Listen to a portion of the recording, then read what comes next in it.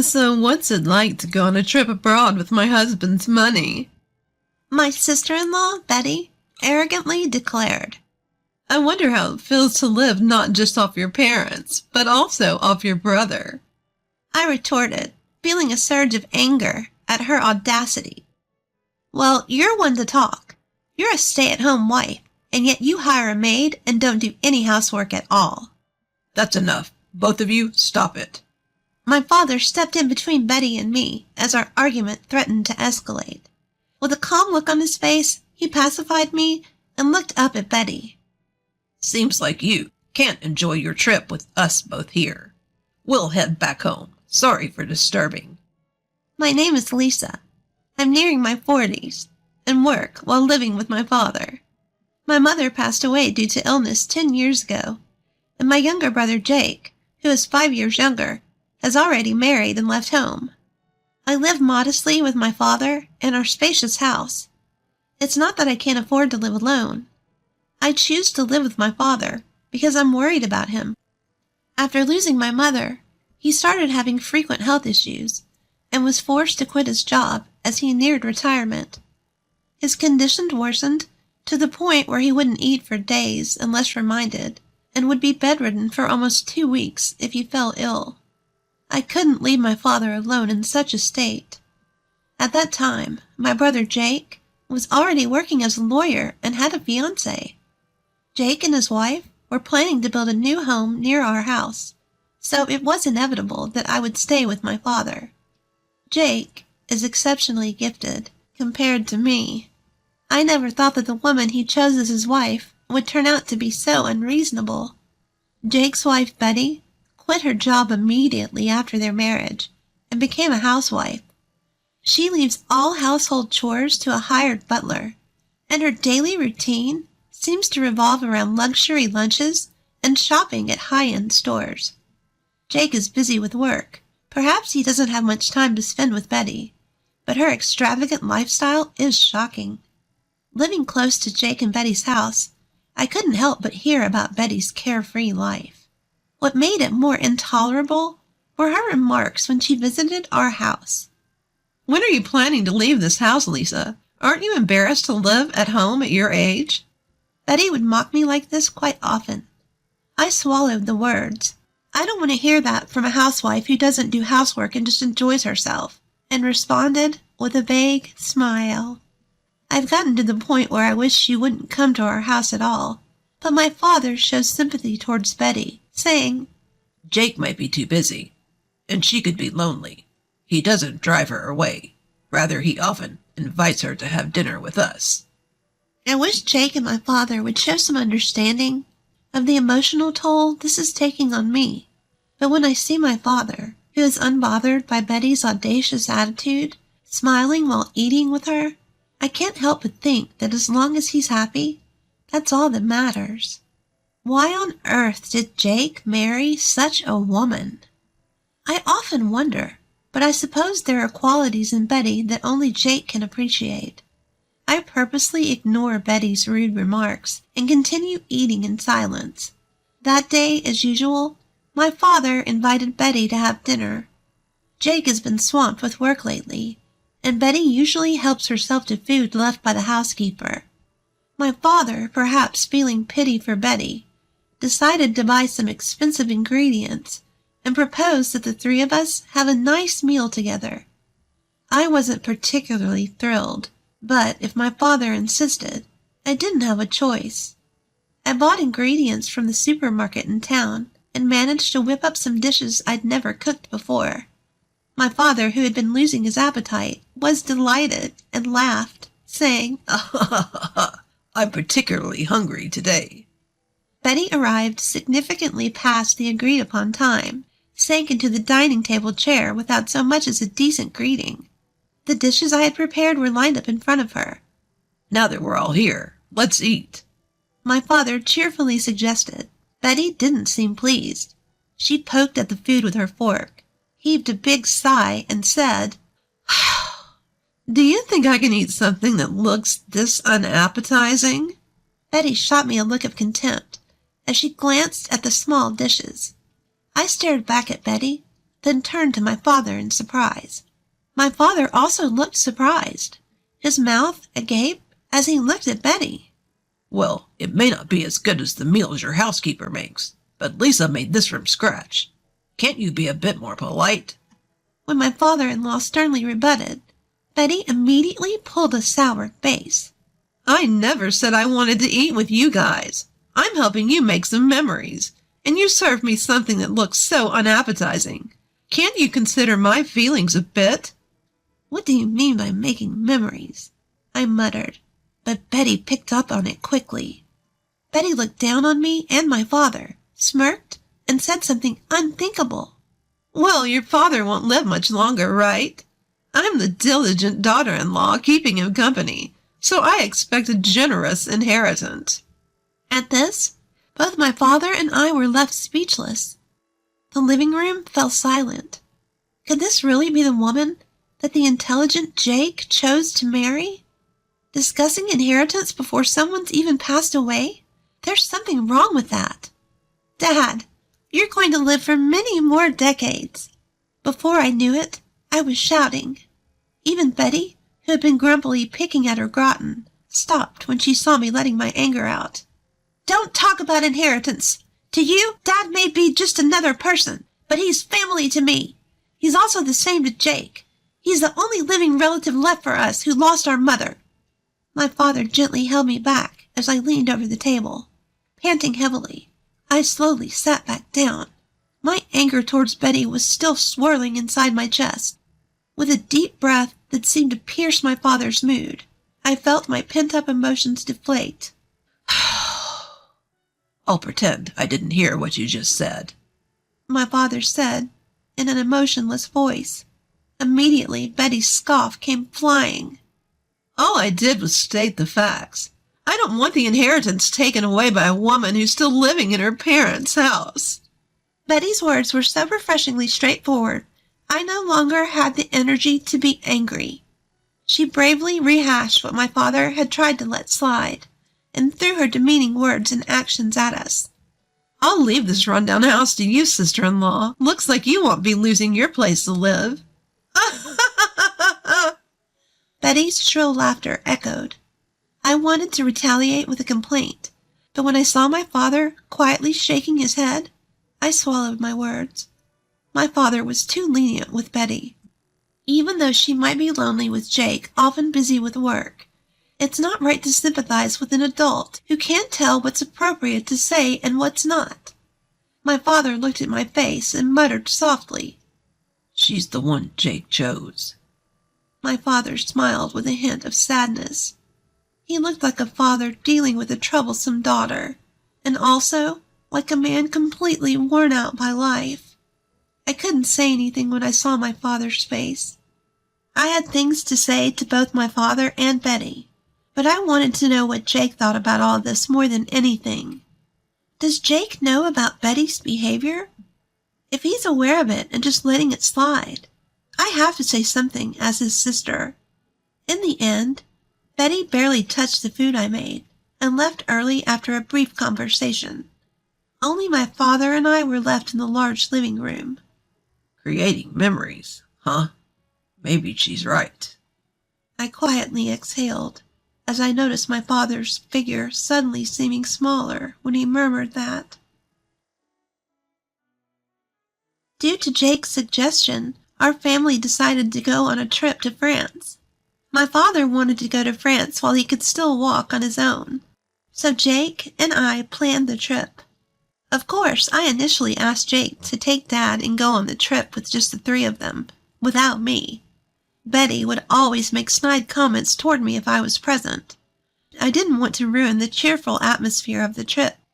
However, Jake insisted that it would be best to have someone who usually observes Father's condition, so he ended up purchasing 4 tickets. I reluctantly agreed to accompany them on the trip to France, and as I expected, Betty was in a bad mood the whole time and didn't exchange a single word with anyone on the plane. Once we landed, we went straight to the heart of Paris and enjoyed sightseeing. My father was unbelievably energetic, exploring everywhere. Betty seemed to lighten up a bit when Jake bought her a brand-name bag. She walked arm in arm with Jake, but I couldn't help but notice that Jake didn't look particularly happy. At that moment, I accidentally made eye contact with Betty. She glared at me so fiercely that my heart jumped. By the way, why is Lisa here with us? Betty let go of Jake's arm and confronted me. I asked her to come. In case something happens to Dad, we need someone who can handle it. Jake tried to step in to help, but it seemed like his words didn't reach Betty. She kept staring at me, snickering. What's it like to go on a trip overseas with my husband's money? Airfare isn't cheap, so don't be extravagant, Betty said arrogantly. We're staying in a suite at the hotel, but it would be fine for Lisa to sleep outside, right? Jake called Betty's name sharply, trying to stop her, but she didn't listen. How does it feel to live not only off your parents, but also off your brother? I felt the blood rush to my head at that comment. Betty, you're the one living off Jake. Even though you're a housewife, you hired a housemaid and don't do any housework. Enough. Both of you, stop it. My father intervened just as Betty and I were about to get into a quarrel. With a serene expression, Dad calmed me down, glancing at Betty. It seems our presence is spoiling your trip. We'll go home. Sorry for disturbing you. Lisa, could you check the bus schedule to the airport? Without anger or distress, he calmly made his declaration. A smile spread across Betty's face, while a look of panic raced across Jake's. Wait a minute. What should we do when you guys are gone? Jake had a sudden realization and tried desperately to keep us from leaving. However, once Dad decided to go home, his resolution was firm. He had me check the bus to the airport, and he quickly set off in the opposite direction towards the bus stop. I had no choice but to follow Dad, while keeping an eye on my brother and his wife. We'll be just fine without the old man and old lady. Betty's voice echoed from behind us. I was momentarily angered at Betty treating Dad as an old man, but I had no time to waste on her. I chased after Dad, who was walking ahead, while hearing Jake's cries of anguish and Betty's insults thrown at him. Jake barged into the cafe near the airport where we were having tea, looking desperate. His forehead was covered in an extraordinary amount of sweat, signaling something was amiss. In a frenzy, Jake rushed to our table and bowed his head to us. I'm sorry about earlier. I'll apologize properly later, but for now, I need help with Betty. Jake bowed deeply, pleading with Dad. Dad and I looked at each other in surprise. What happened to Betty? When I asked in place of Dad, Jake began to explain with renewed energy what happened after we left. After we boarded the bus to the airport, Jake and Betty took a taxi to the hotel. The problem occurred after they got in the taxi. The English that worked at the tourist spots didn't seem to work with the taxi driver. Neither of them spoke French, and they couldn't understand what the driver was saying. The driver was asking them something, but they responded without really understanding. As a result, Jake said that when he paid the money and got off, the driver drove away with Betty still inside. I can't get through to Betty on the phone. She might have been mugged or something after she was dropped off, Jake said, his face turning pale, probably figuring it would be faster to rely on us rather than trying to cope on his own and winding up out of his depth. Jake, who doesn't understand French, asked for our help. My father and I can speak French perfectly. Betty appears to think of my father as an old man who can't do anything, but he used to be a French teacher. And I, too, am a current French teacher. This trip to France was planned by Jake, wanting my father to reminisce about his youth. Once my father arrived in France, he seemed filled with nostalgia and vitality, perhaps remembering his time studying abroad. Since I, too, had studied abroad in France during my student days, after parting ways with my brother and his wife, we slowly talked about our time studying here. My father listened to the stories with a serious expression and eventually gave a slow nod. Let's return to the city center. I bet the taxi that dropped you guys off is waiting for its next fare there. With my father's command, We quickly got ready and set off on a journey to find Betty, who had been left somewhere. My father and I split up to look for the taxi that had dropped off my brother and his wife after returning to the city center. Most taxi drivers speak French without resorting to English. Before me, my father found the taxi that had taken them and quickly arrived at the location where Betty was said to have been dropped off. Fortunately, Betty was there, exactly where she had been dropped off, unhurt, slumped over. It was good that she was uninjured, but as soon as she arrived, she seemed to have been pickpocketed, and all her bags and valuables were gone, leaving her sitting there penniless. When Betty saw Jake's face, tears welled up in her eyes, but she quickly scowled when she saw us. What are they doing here? Betty, who was plainly grumpy, asked Jake, and he sighed heavily.